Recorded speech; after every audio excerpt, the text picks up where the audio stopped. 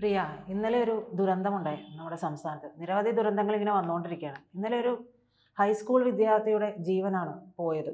അപ്പോൾ ഈ വിദ്യാർത്ഥിയുടെ ജീവൻ നഷ്ടപ്പെട്ട വിഷയം അവിടെ ഉണ്ടാകുമ്പോൾ പോലും മന്ത്രി ശിവൻകുട്ടി പറയുന്നു അനാസ്ഥയുണ്ടെന്ന്. പക്ഷേ മന്ത്രി ചിഞ്ചു റാണി അതിനെ വളരെ ലഘൂകരിച്ച് കാണുകയും സൂംബ നൃത്ത ചുവടുകളൊക്കെ വെച്ചുകൊണ്ട് ഹരം കൊള്ളിക്കുന്ന പ്രവൃത്തിയിലുമായിരുന്നു. സത്യത്തിൽ ഇത്തരത്തിലൊരു മന്ത്രിയെ നമുക്ക് ആവശ്യമുണ്ടോ? ഗതികേടാണ് സത്യം. ഈ മന്ത്രി രാജിവെക്കുകയാണ് വേണ്ടത്. അതായത് ഇത് എന്താണ് സംഭവിച്ചതെന്ന് ആദ്യം നോക്കാം. അത് കുട്ടികൾ കളിക്കും, സ്വാഭാവികമായിട്ടും കളിക്കുക എന്നുള്ളത് കുട്ടികളുടെ പ്രായത്തിലുള്ള ഒരു കാര്യമാണ്. അപ്പോൾ അവർ കളിക്കുന്നു, അതിനിടയ്ക്ക് തട്ടി ചെരുപ്പ് വെളിയിലേക്ക് തെറിച്ചു പോകുന്നു. ചിലപ്പോൾ ചെരുപ്പ് തട്ടിയായിരിക്കും കളിച്ചത്. അങ്ങനെയാണ്. അപ്പോൾ ഇതിൽ നേരെ തെറിച്ച് വന്ന് ആ ഷീറ്റിന്റെ മുകളിലേക്ക് വീഴുന്നു. ഈ ഷീറ്റിലേക്ക് ചെരുപ്പ് എടുക്കാൻ വേണ്ടി ഇറങ്ങുന്നു. അപ്പോൾ കൂട്ടുകാരോ പറഞ്ഞു എന്ന് പറയുന്നു അല്ലേ, പോട്ടെ കാലെ പിടിച്ച് വലിക്കുന്നുണ്ട്, നീ ഇപ്പൊ കേറണ്ട എന്ന് പറഞ്ഞിട്ട് കൂട്ടുകാർ വലിക്കുന്നുണ്ട്. അപ്പൊ എന്തായാലും അപ്പൊ പക്ഷെ അവനൊരു പാവപ്പെട്ട കുടുംബത്തിലാണ്, വളരെ ദരിദ്രമായ ഒരു സാഹചര്യത്തിൽ നിന്ന് വരുന്നതാണ്. നമ്മൾ അവരുടെ ചിത്രങ്ങളൊക്കെ കണ്ടു വീട്ടിന്റെ ചുവരിലേക്ക്. അപ്പോ അവൻ ആ ചെരുപ്പ് നഷ്ടമായി കഴിഞ്ഞാൽ വലിയ നഷ്ടം തന്നെയാണ്. വീട്ടില് അച്ഛൻ ഒരു ദിവസം കൂലിപ്പണി എടുത്തിട്ട് വന്നിട്ടായിരിക്കും ആ ചെരുപ്പ് വാങ്ങിക്കൊടുക്കുന്നത്. അപ്പൊ അച്ഛൻ കൂലിപ്പണിക്കാരനും അമ്മ ഹോം നേഴ്സായിട്ട് ഇപ്പോ തുർക്കിയിലേക്ക് പോയ സമയത്താണ് ഇത് സംഭവിച്ചിരിക്കുന്നത്. അപ്പൊ ഇങ്ങനെ ഒരു വലിയ പ്രതിസന്ധി നേരിടുന്ന ഒരു കുടുംബം വിദേശത്തേക്ക് പോകാനായിട്ട് എത്രത്തോളം കാശ് മുടക്കുണ്ടെന്നൊക്കെ നമുക്ക് അറിയാവുന്നതാണ്. പിന്നെ അവിടെ പോയി എത്രയെങ്കിലും നാളെ ജോലി എടുത്തിട്ടൊക്കെയാണ് ഒരുവിധ വരുമാനം കുടുംബത്തേക്ക് അയക്കാൻ കഴിയുന്നത്. അപ്പൊ അങ്ങനെ ഒരു പ്രതിസന്ധിയിൽ നിൽക്കുന്ന തന്റെ കുടുംബത്തിന് മേൽ വീണ്ടും ഒരു ചെരുപ്പിന്റെ പോലും ഭാരം അടിച്ചേൽപ്പിക്കരുതെന്ന് കരുതിയിട്ടാണ് ആ കുരുന്ന മനസ്സ് ആ ഷീറ്റിലേക്ക് ചാടി ഇറങ്ങിപ്പോയി ചെരുപ്പെടുക്കുന്നത്. അതിനിടയ്ക്കാണ് തെന്നി വീഴുമ്പോഴത്തേക്ക് അബദ്ധത്തിൽ കമ്പിയിൽ പിടിക്കുന്നത്, ഇല്ലെങ്കിൽ ആ കമ്പിയിലേക്ക് ചെന്ന് വീഴുന്നത്, സ്ലിപ്പായി ചെന്ന് വീഴുന്നത്, അതിലേക്ക് കമന്നു വീണു എന്നാണ് പറയപ്പെടുന്നത്. ഇന്നൊരു ബെഞ്ച് കൊണ്ടുവന്ന് തട്ടിയാണ് കുഞ്ഞിനെ അതിൽ നിന്ന് മാറ്റിയത്. അപ്പോൾ ഇതിനകത്ത് ഈ അപകടം കുട്ടികൾക്ക് കളിക്കുന്നതിനിടയ്ക്ക് അപകടം സംഭവിക്കും എന്നുള്ളത് അവർക്കറിയില്ല, അത് നമുക്കേ അറിയാവൂ. നമുക്കാണ് ഇത് അറിയാന്നുള്ളത്. അപകടം സംഭവിക്കും, കുട്ടികൾ കളിക്കുമ്പോഴത്തേക്ക് ഇന്ന സ്ഥലത്ത് പോയി കഴിഞ്ഞാൽ അവിടെ ഒരു സൈഡ് വാൾ ഇല്ലെങ്കിൽ, ഒരു സംരക്ഷണ ഭിത്തി ഇല്ലെങ്കിൽ അപ്പുറത്തേക്ക് കുട്ടികൾ വീണു പോകും. കുട്ടികൾക്ക് അറിയില്ല, കുട്ടികൾ അപകടം നോക്കിയിട്ടല്ല കളിക്കുന്നത്, അവർക്ക് കളിക്കുക രസിക്കുക എന്നുള്ളത് മാത്രമേ അറിയുള്ളൂ. അപ്പോൾ അവിടെ അറിയേണ്ടതും വിവേകപൂർണ്ണം പെരുമാറേണ്ടതും നമ്മളാണ്, മുതിർന്നവരാണ്. ആ മുതിർന്നവരെന്താണ് ചെയ്തത്? അനധികൃതമായിട്ടൊരു ഷെഡ് കെട്ടിവെക്കുന്നു. ആ ഷെഡിന്റെ ഉയരം പോലും നോക്കില്ല.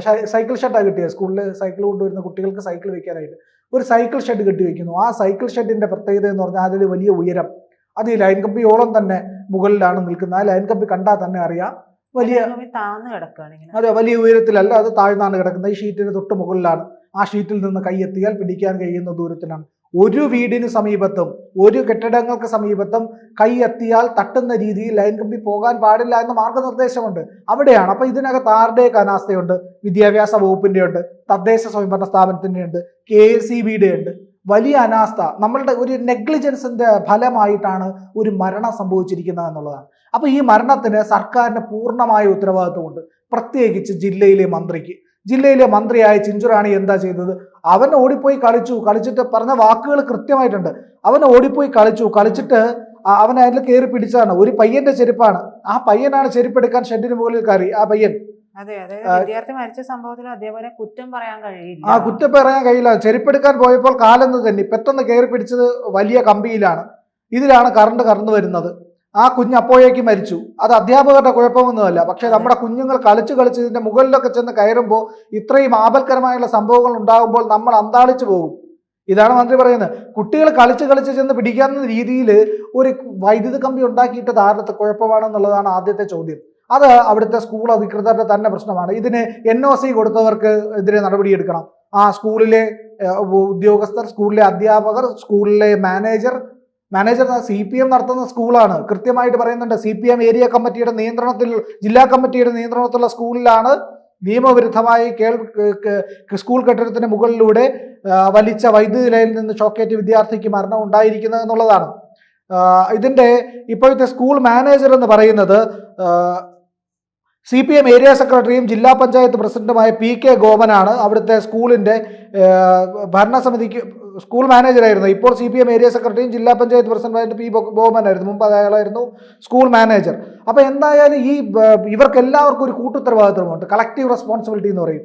അപ്പൊ അങ്ങനെ വരുമ്പോഴത്തേക്ക് തന്നെ സുരക്ഷാ ഓഡിറ്റ് നടത്തിയിട്ടില്ല എന്നും പറയുന്നു. അതെ, അപ്പോൾ ഗുരുതരമായ പ്രശ്നമാണത്. അതെ, അപ്പോൾ ഇതിനകത്ത് KSEBക്ക് പങ്കുണ്ട്, മിനിസ്റ്റർക്ക് പങ്കുണ്ട്, സ്കൂൾ അധികൃതർക്ക് പങ്കുണ്ട്, വിദ്യാഭ്യാസ വകുപ്പിന് പങ്കുണ്ട്.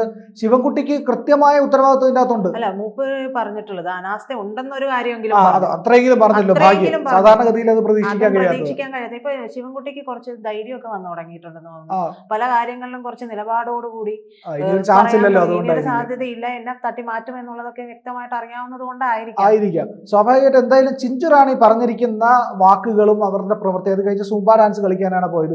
നമുക്കറിയാം, നമ്മളുടെ പ്രതിരോധ മന്ത്രിയായിരുന്ന, ആഭ്യന്തരമന്ത്രിയായിരുന്ന ആൾ ഈ പറയുന്ന 26/11 നടക്കുമ്പോൾ മുംബൈ അറ്റാക്ക് നടക്കുമ്പോഴത്തേക്കും ഒരു ദിവസം തന്നെ 4 തവണയാണ് പോയിട്ട് വേഷം മാറിയത്. അതിന്റെ പേരിൽ അയാൾക്ക് രാജിവെക്കേണ്ടി വന്നു. അപ്പോൾ ഇത്ര വലിയ അനാസ്ഥ, ഒരു ഗുരുതരമായ ദുരന്തം ഉണ്ടായിരിക്കുന്നു, ഒരു കുഞ്ഞിന്റെ ജീവൻ പോയിരിക്കുന്നു അവിടെ. പക്ഷെ ഇതൊന്നും കണ്ടിട്ട് ഇവര് രാജിവെക്കുന്ന കൂട്ടരല്ല. അങ്ങനെയാണെങ്കിൽ വീണ ജോർജ് രാജിവെക്കേണ്ടതായിരുന്നു, കോട്ടയത്ത് ബിന്ദുവിന്റെ മരണം ഉണ്ടായപ്പോൾ. അത് ചെയ്തില്ലല്ലോ. അതുപോലെ തന്നെ ഈ കുട്ടിയുടെ മരണത്തിലും ചിഞ്ചു റാണി രാജിവെക്കാനൊന്നും പോകുന്നില്ല, ജില്ലയിലെ മന്ത്രിയൊക്കെ ആയിരിക്കും. അല്ല, ഇവര് ഈ മന്ത്രിസഭയിലെ ഒരു മന്ത്രിയും എന്തെങ്കിലും ഒരു അനാസ്ഥ ഉണ്ടായിട്ട് അല്ലെങ്കിൽ ഒരു ദുരന്തം ഉണ്ടായിട്ട് അതിന്റെ ഉത്തരവാദിത്തം ഏറ്റെടുത്തുകൊണ്ട് രാജിവെക്കുന്ന ഒരു രീതിയിലേക്ക് അവർ പോവില്ല. അവരെ സംബന്ധിച്ച് എങ്ങനെയെങ്കിലും കടിച്ചു തൂങ്ങുക, ഈ ഇനിയുള്ള ഒരു 10 മാസം കൂടി അതിൽ തന്നെ തൂങ്ങിക്കിടന്ന് പോവുക എന്നുള്ളത് മാത്രമേ അവർ ചിന്തിക്കുള്ളൂ.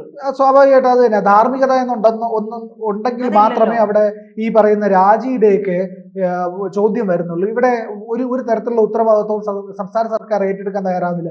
ഇനി അവന്റെ വീട്ടിലേക്ക് സഹായം ചെല്ലുമായിരിക്കും, അവന്റെ വീട് നവീകരിക്കാനും അവന്റെ കുടുംബത്തിന് ധനസഹായം നൽകാനുമായിട്ടും. എന്തിനാണ് കുടുംബത്തിന്റെ മൂത്ത പ്രതീക്ഷ നഷ്ടപ്പെട്ട് കഴിയുമ്പോഴത്തേക്കും അവന്റെ കുടുംബത്തിലെ മൂത്ത കുട്ടി. അതെ, ഇത് പറയുമ്പോ ഈ പറയുന്ന പോലെ വീടിന്റെ കാര്യം പറഞ്ഞല്ലോ, മഴ പെയ്താൽ പോലും ചോരുന്ന ഒരു വീടാണ്, കായലോരത്താണ് ഈ വീടുള്ളത്.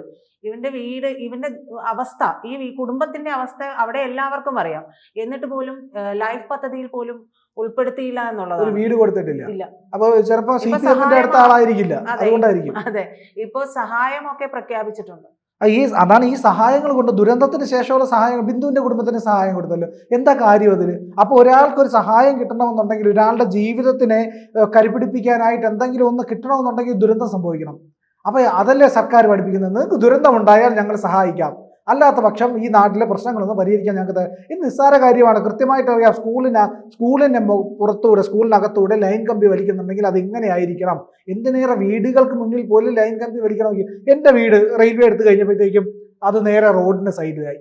അതിന് മുന്നിൽ കൂടെ KCB ലൈൻ വലിച്ചേക്കുക. അതിന്റെ ടെറസിന് മുകളിൽ നിന്ന് കഴിഞ്ഞാൽ, തൊട്ട് കഴിഞ്ഞാൽ കൈ അബദ്ധത്തിൽ നീട്ടിക്കഴിഞ്ഞാൽ കറണ്ടടിക്കും. ഞാൻ അപേക്ഷ കൊടുത്തിട്ട് ഏതാണ്ട് 1 വർഷത്തോളമായി, KCB അനങ്ങിയിട്ടില്ല.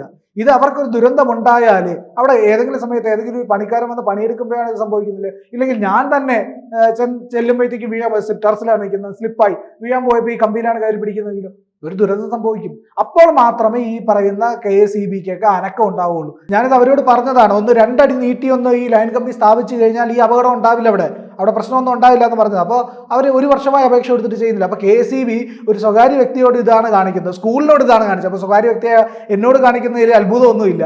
അപ്പോൾ ഇത് അവരുടെ ഏറ്റവും വലിയ അനാസ്ഥയാണ്. കാരണം ഒന്നാമത്തെ കാര്യം, ഈ സ്കൂളിന് മുകളിലൂടെ ലൈൻ കമ്പി വലിക്കുമ്പോൾ അത് സീൽഡ് ആയിരിക്കണം, മാൻഡേറ്ററി നിർദ്ദേശം ഉള്ളതാണ്, ഇതിനകത്ത് വാർണിംഗ് ഉള്ളതാണ്.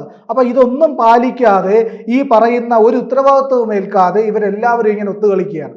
ഈ പഞ്ചായത്തിന്, ഇപ്പോൾ പഞ്ചായത്തിന്റെ കീഴിലാണല്ലോ സംസ്ഥാനത്തെ സ്കൂളുകളെല്ലാം തന്നെ, വിദ്യാഭ്യാസ മേഖലകളാകെ ഈ തദ്ദേശ സ്വയംഭരണ സ്ഥാപനങ്ങളാണ് അതിന്റെ മേൽനോട്ടവും അതിന്റെ കൃത്യമായിട്ടുള്ള കാര്യങ്ങൾ നോക്കുന്നതെല്ലാം. അധ്യാപകരെ നിയമിക്കുന്നത്, ശമ്പളം കൊടുക്കുന്നത് വിദ്യാഭ്യാസ വകുപ്പായിരിക്കാം.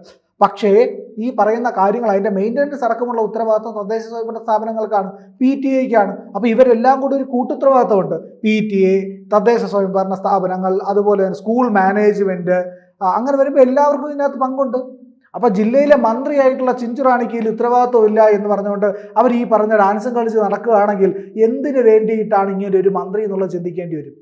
ഇവർ രാജിവെച്ചൊഴിയുക എന്നുള്ളതാണ്.